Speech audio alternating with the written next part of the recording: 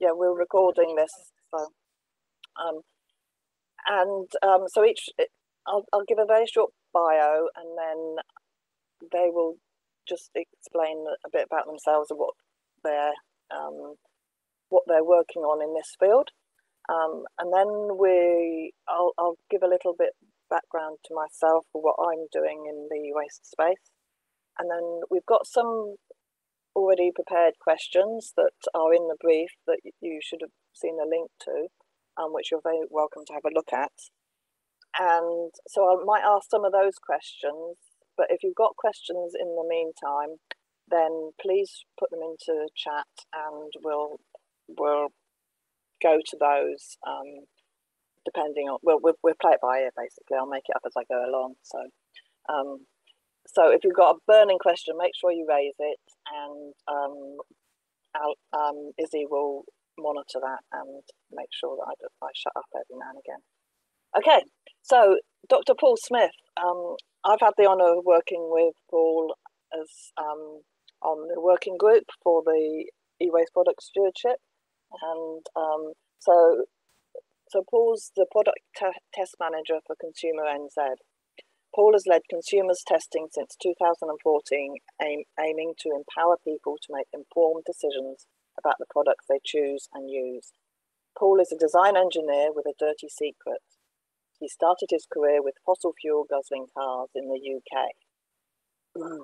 Since begging for forgiveness and moving to New Zealand in 2004, Paul has educated design engineers of the future at Massey and Victoria universities. He believes that great product design is key to creating a sustainable circular economy. Paul started Consumer NZ's Built to Last campaign because far too many appliances and devices were simply not lasting. The campaign challenges manufacturers to make more durable and repairable products and advises consumers how to choose products that stand the test of time. Built to Last is introducing durability and repairability to Consumer NZ product testing to place significant focus on long life products. Awesome project. Over to you, Paul. Thanks, Karen. I think that's the first time anybody's ever said that it's been a pleasure to work with me. So thank you for that. I'll ruin that right now. I'm just going to share my screen because I've got a couple of slides that will just help me talk through a few things and keep me on track. Okay, has that come up? It's coming. Yes. It's that. Excellent. Okay, so I've been with Consumer now for just over 7 years.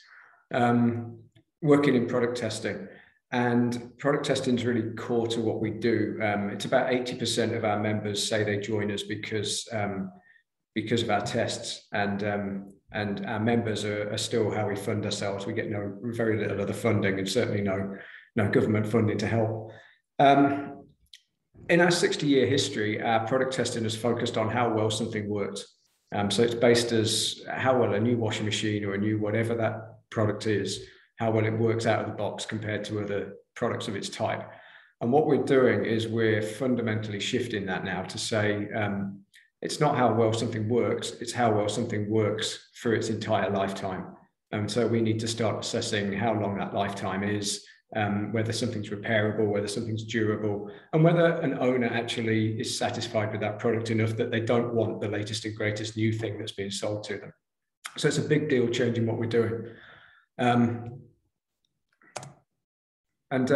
We're doing it partly through this Built to Last project, which we did get a little bit of funding from the Waste Minimisation Fund to kick it off, but it's actually becoming excuse me, an entire part of our organisation. So we've been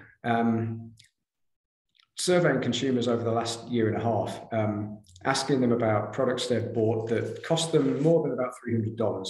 So these tend to be big whiteware and home appliances. And we asked them about what they think about durability and repair. Some of the stuff that comes out shows to us that there's an information gap out there. So most people will say that they know some brands are more reliable than other brands. But then when you drill down, fewer of them can tell you which brands are more reliable, and even fewer still can tell you which ones are easier to repair.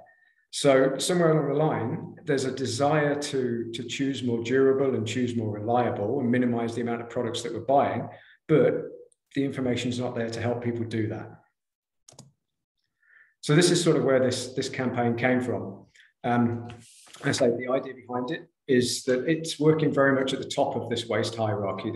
The goal is to prevent people buying unnecessary products in the first place, to keep the things that they already have in use for a lot longer.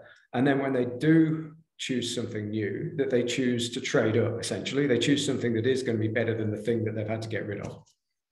We're trying to target consumers and consumer behavior. We're trying to target retailers and manufacturers and importers to make better products available. And there's a look inwards on ourselves as well, because we're out there advising people what products to buy, and our advice has to reflect that level of durability and long life. So this is, in a nutshell, how we used to do it. This is how we do it right now. So we'll focus essentially on here's an LG washing machine. Here's all the things it does really well, and it's all about how well it washes, how well it works out of the box. So what we're doing is still retaining a focus on how well something works, because that's important for somebody to keep hold of that product. We're pulling out a bit more about efficiency. So how well does it use water and energy? And then the big change is to then add in measures of reliability and owner satisfaction. So this comes from surveys that we do of thousands of owners. And whenever we go out and ask people for how reliable their products are, we get just about over 10,000 responses each time, which is astounding. And so we've got all that data that we can start to use and use that together to advise people. So I guess where we're coming from and what we're changing is, and where I think we need to go, is the idea that the greenest product already exists. It's not the new thing that you think is going to be better than the one you've got. If you've got something that works, that's what you need to keep hold of. And that's a fundamental shift in what we're trying to do with that. And that's the message that I want to try and, that's the challenge, is pushing that out to people. And it's getting consumers to think about only buying what you need, thinking long-term and buying the best that you can afford, taking pride in the old stuff that lasts rather than the new stuff that is being sold to you as being something that's better, better in inverted commas. And I think when it comes to it, it's down to all of us to vote with our wallets. Because one thing I've learned from going through this is that manufacturers, retailers, importers, they're set up around selling new things, and they're not going to change without being pushed into change. I'm not entirely convinced that legislation is going to do that push, because legislation tends to follow what people want.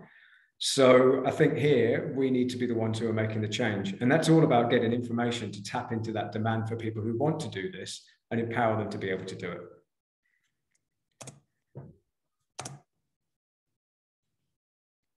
And that's everything I've got, Karen. Thank you very much. Thank you very much for that, Paul. It's awesome. Right, good start. Okay, so I will now introduce Manas. Manas Pretorius is from the Seagull Centre. He's general manager. I've done lots of visits over the years to Seagull. They're an awesome organisation in Thames, and they've always inspired me. So it's really nice to talk to Manas and have him here. So Manas is currently the GM of Seagull Centre and a trustee of the Mercury Bay Resource Recovery Centre. He has an engineering background and has been involved in senior roles at a number of waste management businesses in New Zealand. He's also assisting a number of resource recovery centres through their startup phases. In terms of e-waste, he has been able to streamline the electronics and e-waste systems at the Seagull Centre to make the process simpler and understandable, affordable and viable. Understanding each element, including the market environment, legal issues, disposal options, and costs and logistics, amongst others, has been key to stabilising and growing this waste sector. With the startup of other resource recovery centres in the Coromandel, he says they're looking to establish a network where resources and expertise are shared, including electronics and e-waste. Isn't that what community is about? And that's an awesome example. So Manas, over to you and welcome. great to have you here.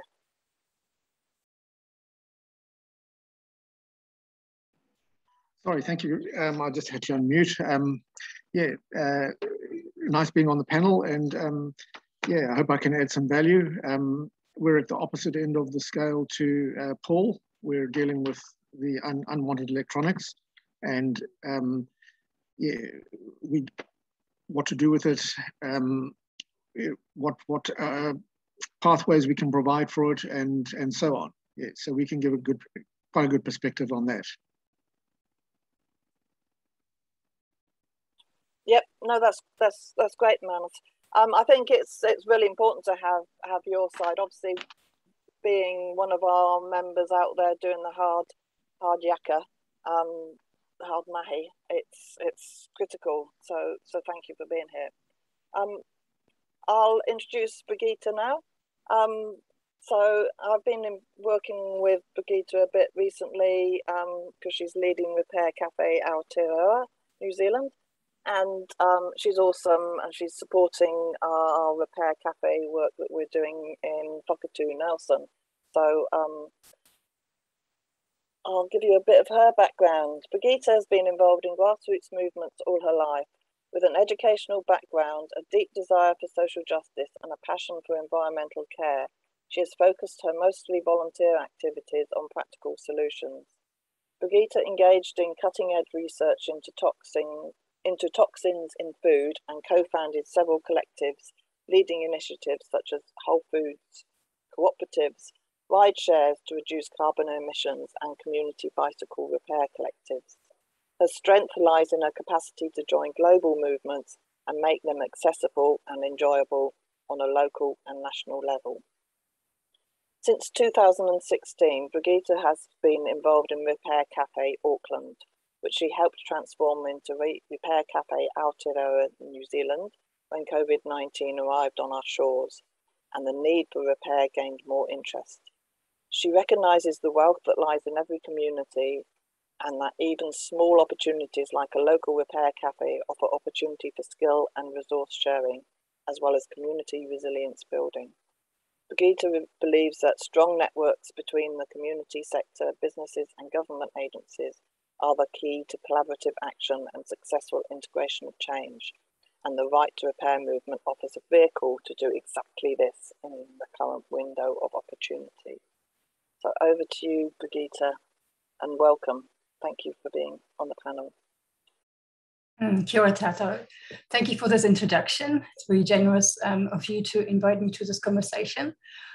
So I'll be sharing also a few slides just to make things a little clearer sometimes, to have some visual there as well.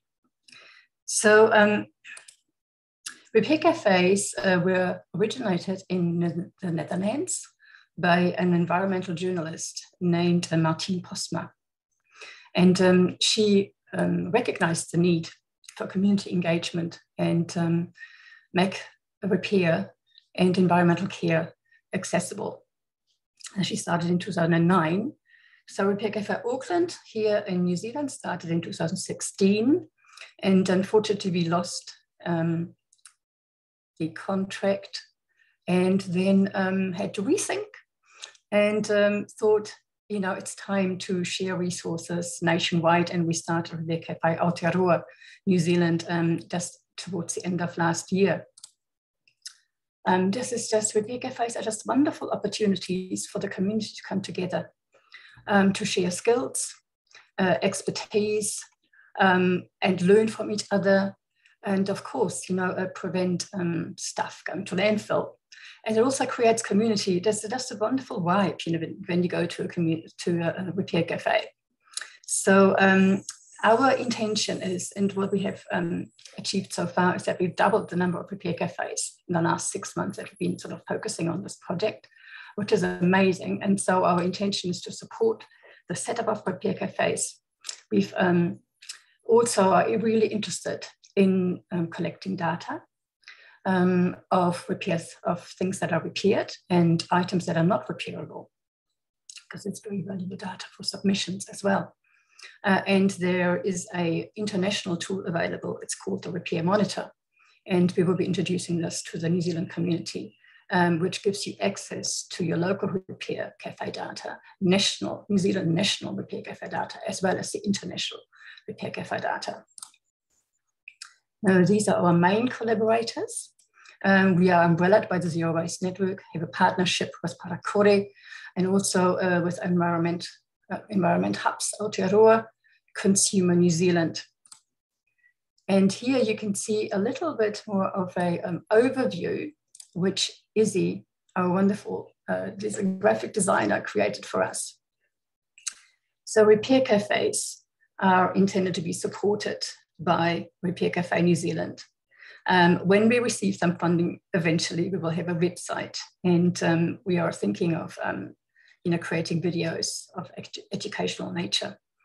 And then the Zero Waste Network, businesses, Consumer New Zealand, Council, and so forth. We're also connected with the Menshare, tool libraries, maker spaces, and time banks. Some of the repair cafes are run by time banks. And of course, there's a strong connection to the Community Recycling Centre, which hopefully will run some repair cafes as well.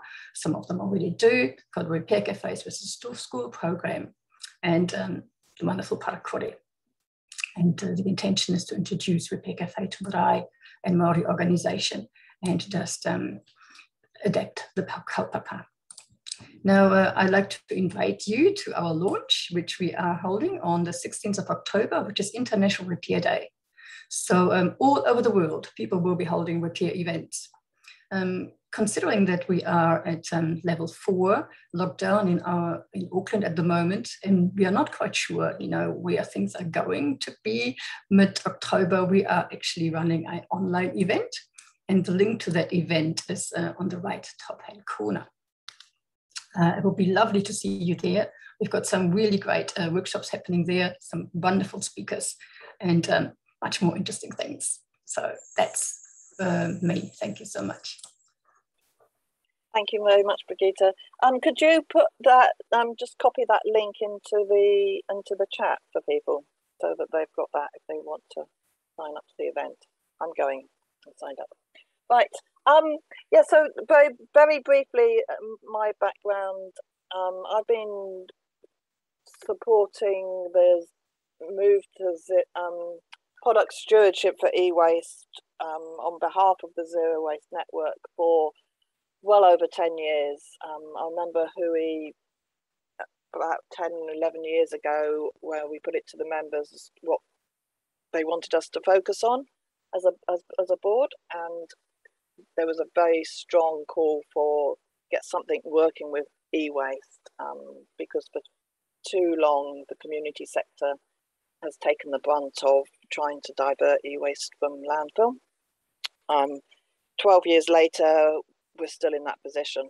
So at least we've got product stewardship now underway, and both Paul and myself are on the working group of stakeholder representatives working to support the co-design of a scheme for e-waste. So that's proceeding. It's very painful. It's hard work. It's unfortunately it's led by the industry, which is not the best model, and so we're working on that. But there's it's good that it's happening, and I appreciate the feedback that was put in from stakeholders into the recent stakeholder engagement.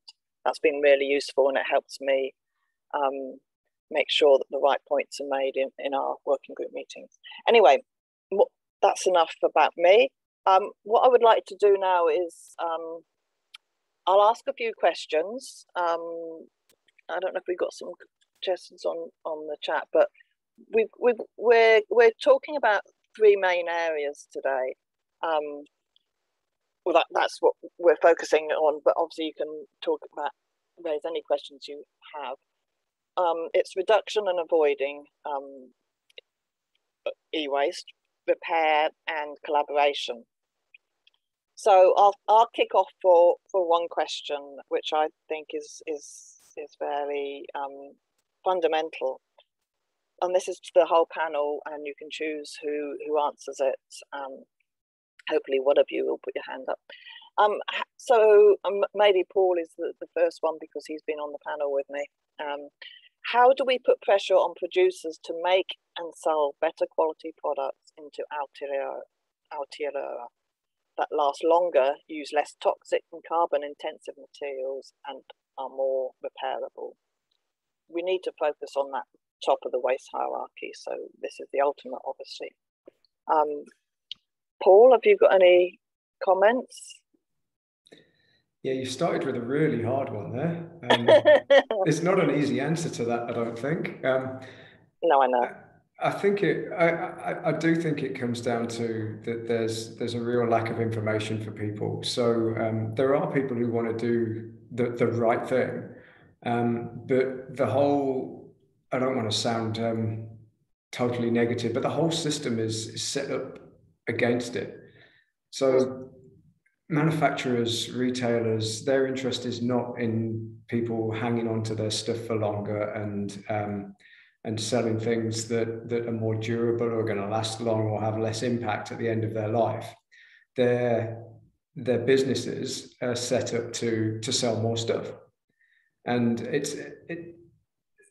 we've got to break that habit somehow by looking through the what's the things that we're being sold are not better than the things we've got. And we've found that from a decade or more of testing. And one of the reasons why we're changing is because the more stuff we test, the more we realize there's not a lot of difference between how stuff works. You see every year, and TVs are a great example. Every year, the TVs we get to test, we test them, and by the following year, they're all off the market. And they've been replaced with new models. Those new models don't test any better than the ones that are outgoing, but it's new. And so the technology has hit a plateau. People are being sold stuff that is no better than the things they've got. And I think one of the things that we can get out there and everyone can get out there is that, you know, the new stuff isn't any better. How exactly you do that, I'm not entirely sure, beyond doing what we, you know, from internally, what we're trying to do is a big change for us. But it's how do you make that message stick when so much of the industry is pushing that new is better? Yeah. And and all the work you're doing at Consumer NZ, I think, is really, really helpful on that, in informing consumers and helping us push that message back. Manus, have you got any thoughts on this?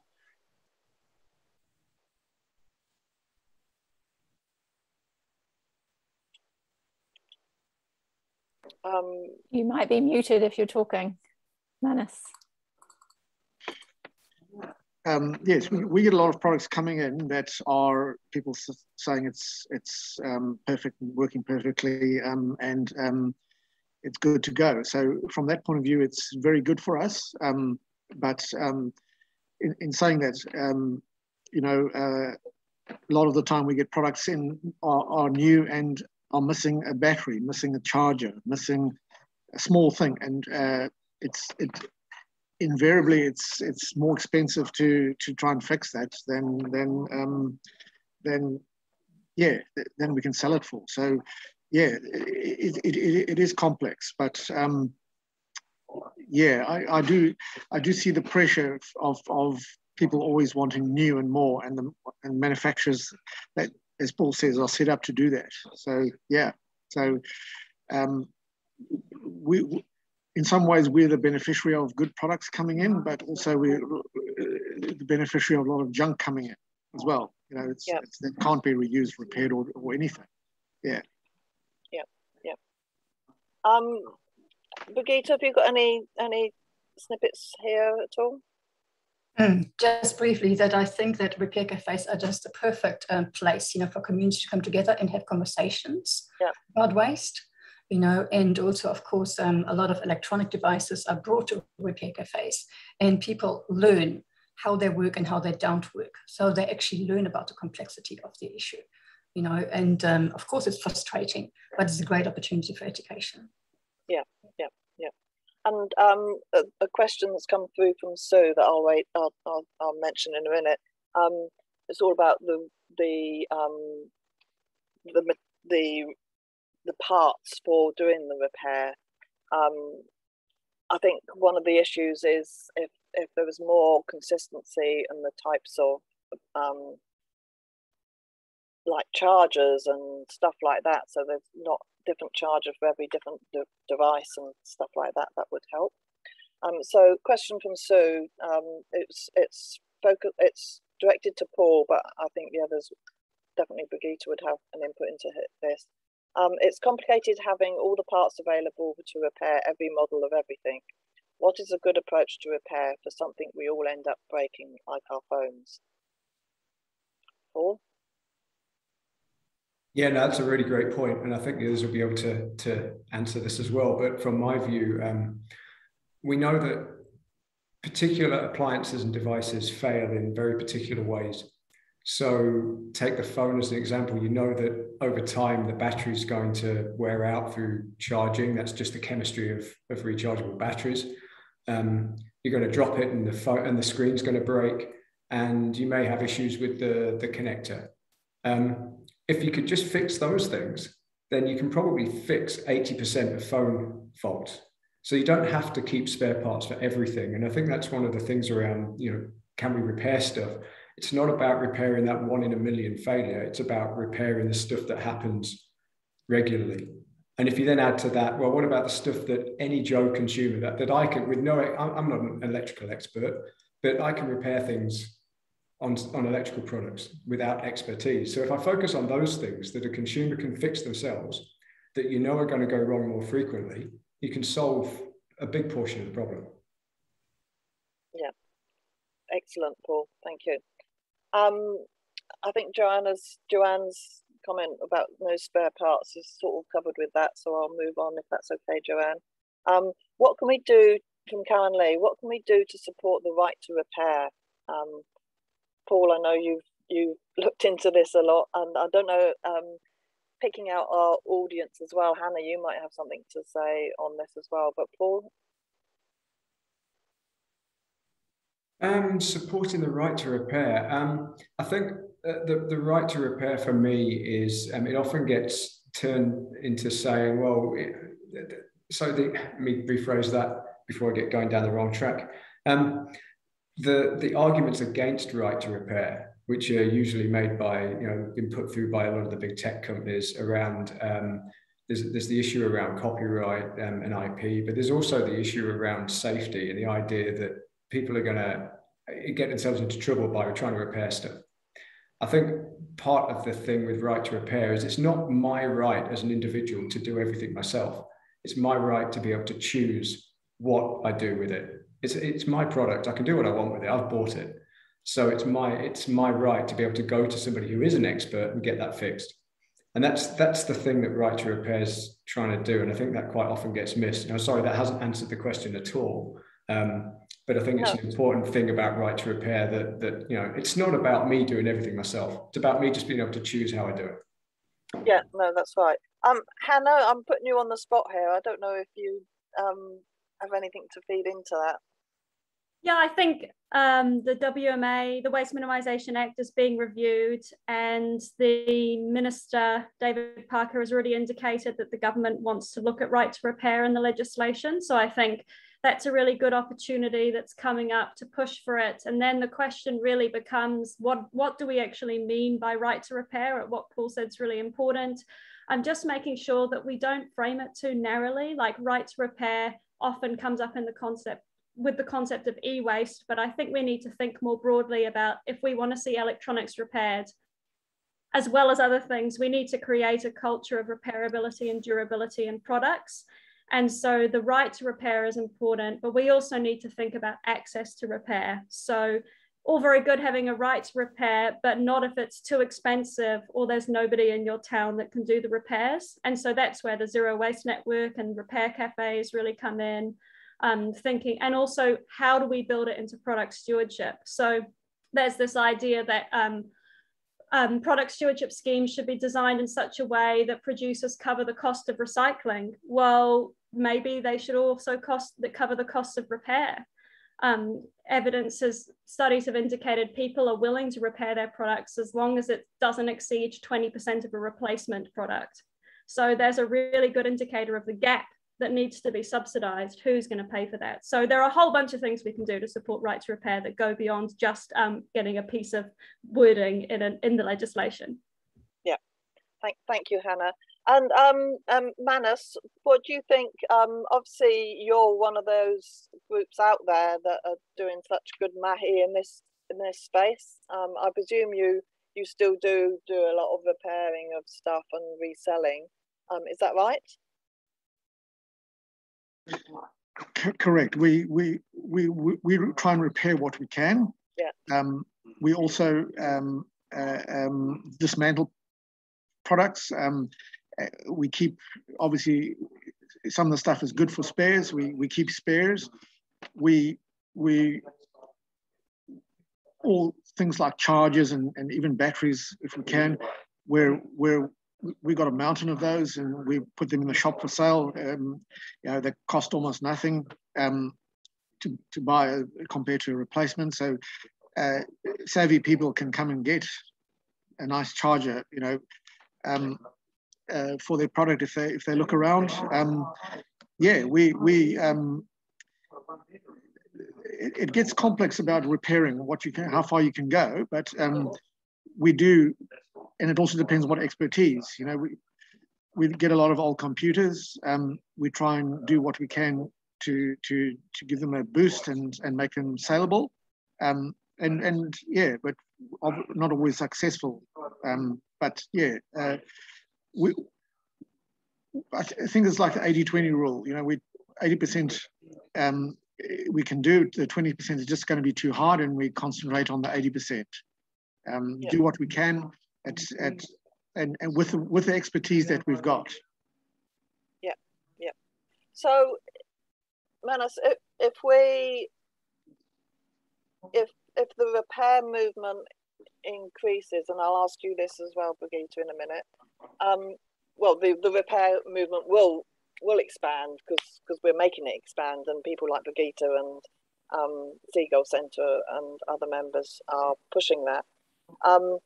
How can we as a network support that nationally?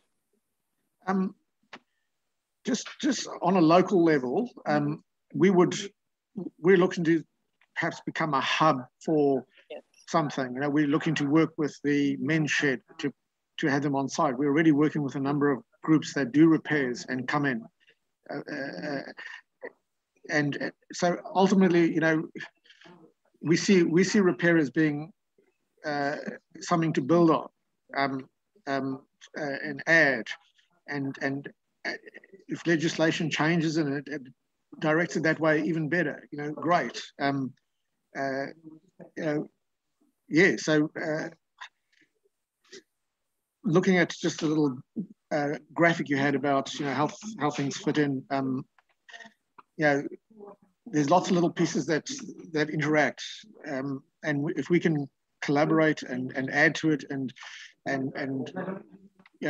become a local hub, and then out of the local hub we can become, say, a little regional hub.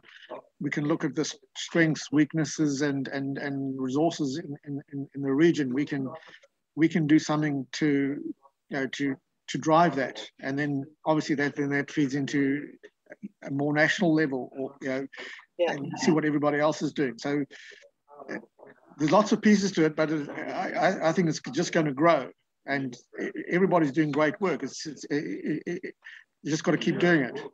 Yeah, and I love your talk about supporting what's happening in the Coromandel, because I know there's a lot of scope for that.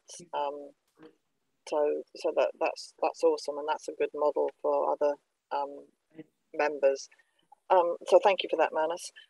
So Brigitte, what's your thoughts on how we can support the growth of repair and obviously through repair cafes, but repair cafes working through members particularly? What's your thoughts? Sorry, I'm putting we're talking about? Yeah, first of all, I echo Manu's suggestion and recommendations of strengthening the networks.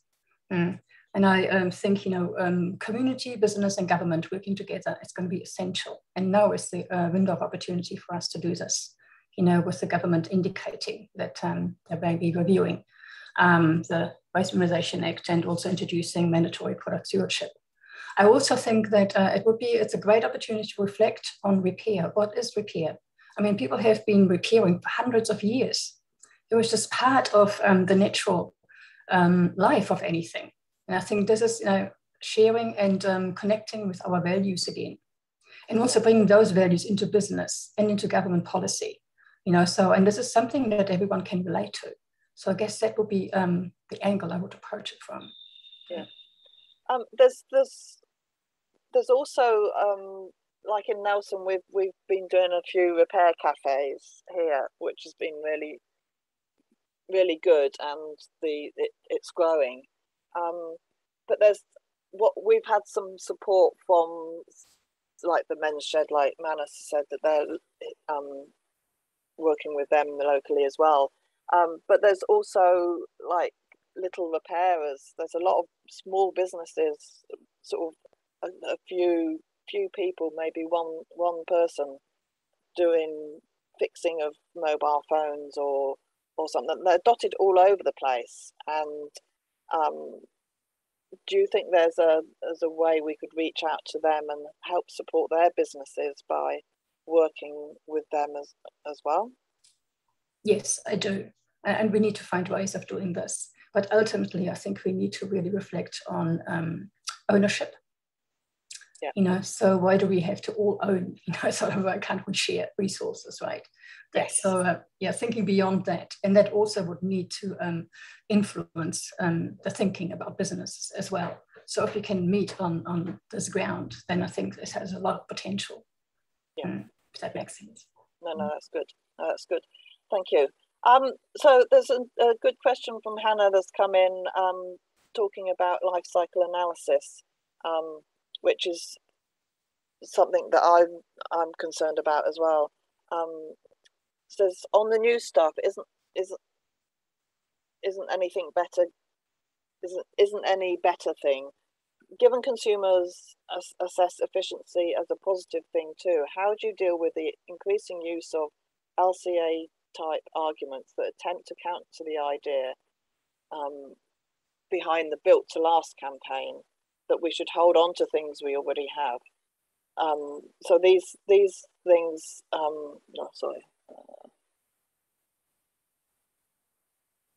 Too much stuff on my phone. Sorry, I've lost the thing now. Oh yeah.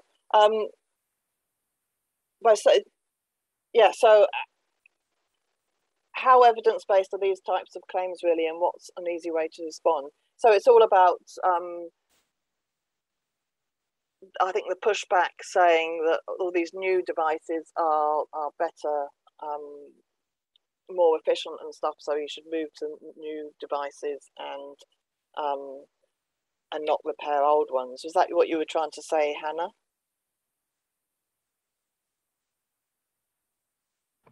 Yeah. Sorry, the length question. Sorry, I should have just asked you to ask it. It would have been much simpler. So, Paul, what do you think about that? And it'd be good. Have you done much work on that side? There are some products that use a lot of energy while they're in use. So one of those is something like a fridge freezer, and those are in use 24/7. So if you've got a new model that is much more efficient in its energy use than the one you've currently got, then there's there's potentially a case to say you're better off getting the new one. But there aren't many products where the leap forward in energy use offsets the cost of creating that product in the first place. Yeah. There's far more. I'm going to be very generalistic here and say there's far more embedded energy in making the product in the first place than you would ever use over 10 years of owning a fridge. Maybe if you're replacing something that is a 20-year-old fridge freezer, then there's a good case to say yes, because that thing's probably chewing through and causing you enormous power bill. But what, again, it's like products that are all sort of coming together. Electronic products, electrical and electronic products, and particularly household appliances, are maturing. So the core performance isn't improving dramatically year on year anymore. It might be that something from 20 years ago is a long way behind stuff you can buy now, but stuff you bought 4 or 5 years ago is very, very similar. And even its energy use. And then when you look if you look into most products, they don't use that much energy anyway compared to how much the new product is to make. So in some cases, I think, yes, there's some arguments over you're better to get something more efficient, but most of those arguments are more about the cost to run and not about how much damage it's actually doing to the environment. I guess adding into that as well, if you add in our mix of electricity being mostly renewable anyway, then the argument is actually it's just hitting you in the pocket. It's just the cost of running it more than anything. Yeah. No, okay. That's what I thought, but it's good to get your knowledge on that discussed. Yeah. I'll suggest you all have a scoot down the chat, because there's some suggestions and stuff which I might not have time to read out. Kyle makes a point that shift phones are designed to be easily repairable and upgraded by the user, and he can give us a link to that. So yeah, Kyle, I'd be interested in having that link that we can share with people. And Melissa mentions that it would be really good to have information about where you get repairs done. One bit of work I did for the e-waste product stewardship co-design process was to try and map out the network of services that exist for e-waste around the country. One of those areas was repair, and it was so difficult, and I failed to really map it because there's so many players in the market, but there's no central place where you can get that information as to who's doing what and where, because it's mostly little companies. You can tell it's not viable for big business because there's no big businesses doing it generally, so which makes it really difficult to gather that information.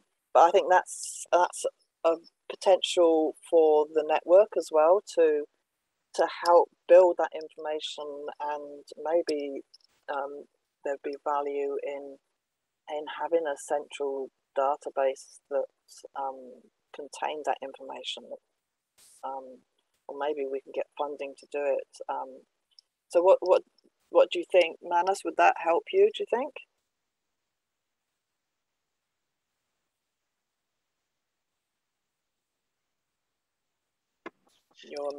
I'm not sure how it would help us, but anything that points people in some direction to go and get stuff repaired is probably a good thing. We've been contemplating advertising for some sort of repair for a while, but we're not quite there yet. So we're concentrating on repairing stuff that comes in and then selling it, rather than repairing it and then giving it back to the owner. So yeah, there's a few. At some point we did try and do it, but there's warranty issues and things that the trustees weren't comfortable with. So we gave that a miss at some point. So yeah, it's a little bit further down the track for us, but it is something that we'll get to. Yes. Yeah, I think it's a way of actually making sure that people, it helps us support and raise the issue of possibilities if we actually know where those services exist. Okay, so we've got 8 minutes left. So we haven't been able to address everybody's comments, I'm afraid. I just wonder whether it's worth each of you just summarising. I'm sorry if you've not had time to really make your points. So maybe the last bit of the session, we just go through the three of you, and if you make any last points you have that you think is really important for the network to focus on, or to points that you'd like to make. So maybe Brigitte, I'll start with you. I'm putting you on the spot here.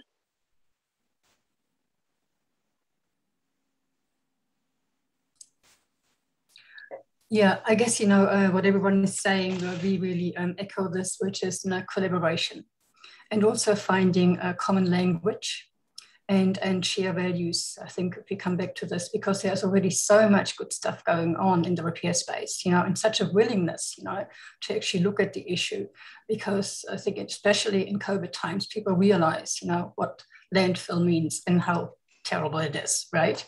Yeah. And also becoming more creative, you know, as you may not have access, you know, to buying new stuff. You just, you know, become more interested. And I also think approaching the young generation, you know, is a really good idea, because they often don't know. For example, I've spoken to many young people who don't know how to sew on a button, you know, and just do simple little, you know, little workshops, and they can even be online. You know, we're starting one on Saturday, and it's just a darning, you know, and little sewing workshop where we show people how to do this, and they can bring in their item. And yeah, so I think on that basis, you know, on this ground level, it's a really good way, you know, and then that can start conversations, you know, about right to repair, product stewardship, and so forth.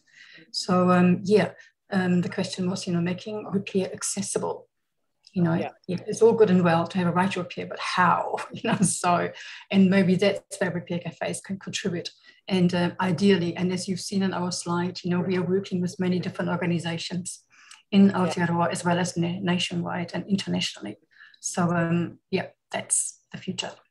Thank you for the opportunity. No, that's okay. No, I totally agree that all those lost skills that our grandparents had, how to fix things, we need to bring those back, and that's another area that the community sector can really support. And I'm seeing a number of things about the it should be in the school curriculum.